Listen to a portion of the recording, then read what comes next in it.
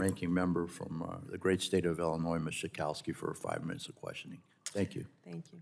Well, I'm excited to raise this issue. I understand that in commerce, that what you're doing is requiring childcare for some workers, that it be provided from companies that deal with semiconductors. Childcare, can you talk about that?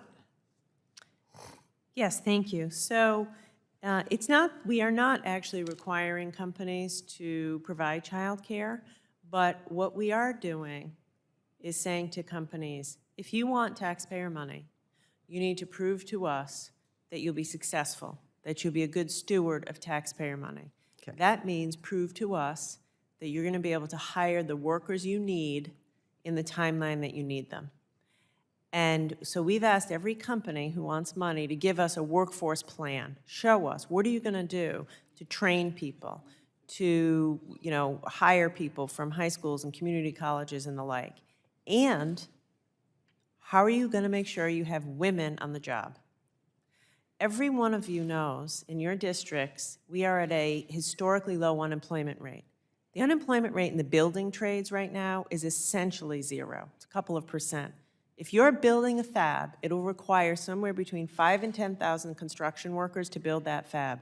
You will not be successful unless you find a way to get women into these jobs. And you will not be successful at that unless you have a child care plan. So what we're saying to companies is convince us you'll do a good job with taxpayer money, hiring and recruiting women, and making sure that they have access to high-quality, affordable child care. Otherwise, they're not going to get the job done. So I feel strongly about this. This isn't social policy. This is math. They have to get the job done with taxpayer money. They have to have women, engineers, construction workers, scientists, technicians, and that means thinking about child care. So though it may not be required, you are mentioning child care as a way to get the women more involved, right? Yes, absolutely. Excellent. Let me ask you this, or discuss this. I think it is really important that we are protecting abroad all the data and the privacy. We've been working on privacy issues here in this subcommittee and in this committee. So I am just wondering what Commerce is doing to protect Americans' data internationally, especially from China. Yeah. So first of all, I want to agree with you and Congresswoman McMorris-Rodgers that we absolutely need a federal privacy legislation, and I applaud the work of this committee for getting us there.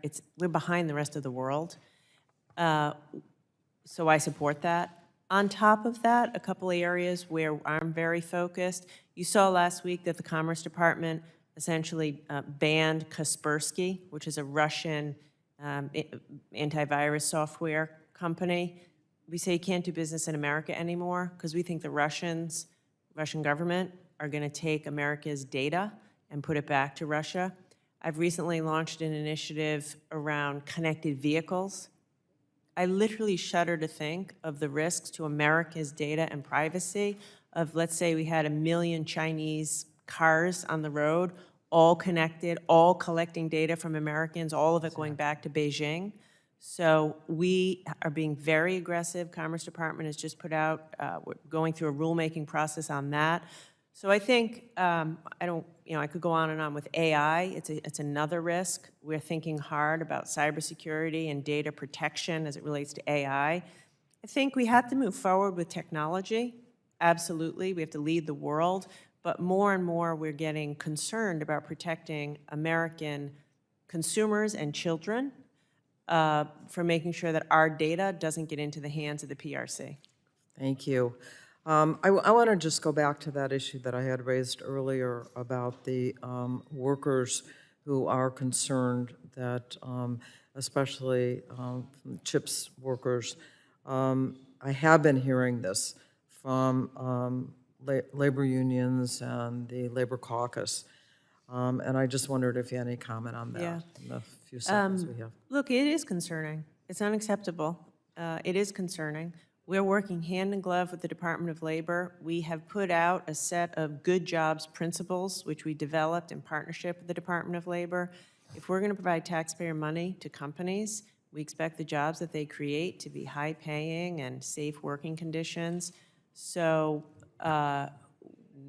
we expect workers in those fabs to have the right to unionize should they choose. So it is a priority. President Biden obviously cares deeply about this, and so we're working on it. Thank you so much. I yield back. Thanks.